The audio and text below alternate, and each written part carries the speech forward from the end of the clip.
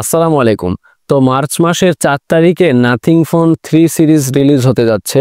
তাদের ইউটিউব চ্যানেলে তারা এইটা নিয়ে একটা ভিডিও দিয়েছে, অর্থাৎ নাথিং ফোন 3 নিয়ে একটা ভিডিও দিয়েছে, যেখানে তারা তাদের জার্নিটা শেয়ার করেছে, অর্থাৎ তাদের যে ডিজাইন লাইন আপ, মানে তারা কিভাবে ডিজাইন সিলেক্ট করেছে, মানে এই সম্পর্কে পুরোপুরি একটা মানে স্টোরি শেয়ার করেছে। তো ফোন 3A এবং 3A প্রো এইটার ডিজাইন নিয়ে যদি কথা বলি, এখানে তারা যে ডিজাইন লাইন আপ ইউজ করেছে, বিশেষ করে 3A প্রো ফোনটায় ওইখানে তারা হচ্ছে গোল্ডেন রেশিও ফলো করছে। অর্থাৎ এখানে আপনারা ইনিশিয়ালি ভালো নাও লাগতে পারে আপনাদের অনেকের কাছে ডিজাইন, কিন্তু আমাদের চোখে এটা ভালো লাগবে। তো নাথিং ফোনের যে ইউআই আছে সেটা হচ্ছে close to Android stock UI এর মতন। ধরেন আমি পিক্সেল 2 XL ইউজ করেছি, সেটা হচ্ছে স্টক অ্যান্ড্রয়েডে রান করে। ওখানে খুবই ক্লিন একটা পাওয়া যায়, ধরেন এক্সট্রা কোনো অ্যাপ থাকে না।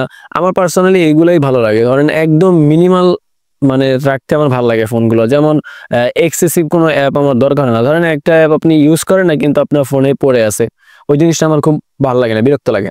তো নাথিং ফোনেও তাদের ইউআইটা এরকম ক্লিন রাখার চেষ্টা করেছে। আর ডিসপ্লে হিসেবে এখানে 6.77 ইঞ্চের একটা ডিসপ্লে ব্যবহার করা হয়েছে। এদের ডিসপ্লে মানে এটা হচ্ছে পিক ব্রাইটনেস 3000 নিটস পর্যন্ত। এদের ডিসপ্লেতে আমার সব থেকে ভালো লাগে এরা হচ্ছে সিমেট্রিক্যাল প্যাটার্ন ইউজ করে, মানে হচ্ছে ম্যাক্সিমাম আপনারা মিড রেঞ্জের ফোনে দেখবেন যে উপরের বেজেল ছোট, নিচের চিন অনেক বড়, যার কারণে দেখতে বেশ একটা ভালো লাগে না। কিন্তু এদের যে বেজেল বা চিন এরিয়া রয়েছে পুরোটা একটা সমান, অর্থাৎ উপরে নিচে ডানে বামে পুরোটা সমান, যার কারণে ফোন ইউজ করে দেখবেন যে খুব মানে একটা কমফর্ট ফিল হয়। ফোন 3A এবং 3A প্রো দুটোতেই স্ন্যাপড্রাগনের 7A Gen 3 প্রসেসর ব্যবহার করা হবে। আর এটাতে ব্যাটারি হিসেবে 5000 mAh এর একটা ব্যাটারি থাকবে, যেটা মডারেট বলতে পারেন, মানে একদম ভালো ব্যাকআপ না পেলেও মোটামুটি ভালোই ব্যাকআপ পাবেন আশা করতেছি। আর ক্যামেরা হিসাবে ফোন 3A তে যেই ক্যামেরা আছে সেটা হচ্ছে 50 মেগাপিক্সেলের মেইন ক্যামেরা আর একটা 8 মেগাপিক্সেলের সেন্সর। আর ফোন 3A প্রোতে একটা এক্সট্রা সেন্সর আছে, সেটা হচ্ছে পেরিস্কোপ সেন্সর, যেখানে আপনারা মানে পেরিস্কোপ লেন্স, যেখানে আপনারা 50 মেগাপিক্সেলের একটা জুম পেরিস্কোপিক ক্যামেরা পেয়ে যাবেন।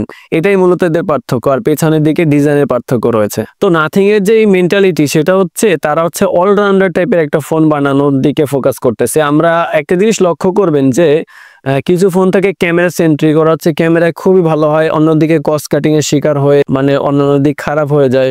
যেমন কিছু ফোন হচ্ছে ডিসপ্লের দিকে ফোকাস দেয়, তারপরে কিছু ফোন হচ্ছে প্রসেসরের দিকে ফোকাস দেয়। যারা হচ্ছে একটা ক্লিন ফোন ইউজ করবে, মানে অত একটা প্যারা নিতে চায় না, ধরেন যে ওভারঅল ফোনটা একটা ব্যালেন্সড ফোন হবে, তারা মূলত এরকম অলরাউন্ডার টাইপের একটা ফোন বানায়, যেটা অনেকের কাছে ভালো লাগতে পারে। বাট আমি একদম পার্সোনালি বলতে চাইলে আমার হচ্ছে ক্যামেরা সেন্ট্রিক ফোনই ভালো লাগে, কারণ আমার ফোনের ইউজ করার ক্ষেত্রে আমি ম্যাক্সিমাম ক্যামেরা ইউজ করি। তো নাথিং এ যদি বলি সেটা হচ্ছে ওরা একটু ইউনিক টাইপের ফোন বানায়।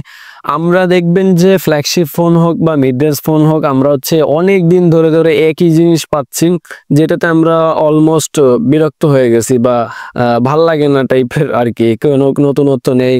ওই দিক দিয়ে চিন্তা করলে দেখবেন যে নাথিং আমাদের সামনে কিছু নতুন নতুন জিনিস শো করতেছে, যেটা ভালো লাগারই কথা আমার মনে হয়। তো এই তো আজকের ভিডিওটা এতটুকু ছিল, ইনশাআল্লাহ দেখাবে নেক্সট ভিডিওতে। আসসালামু আলাইকুম।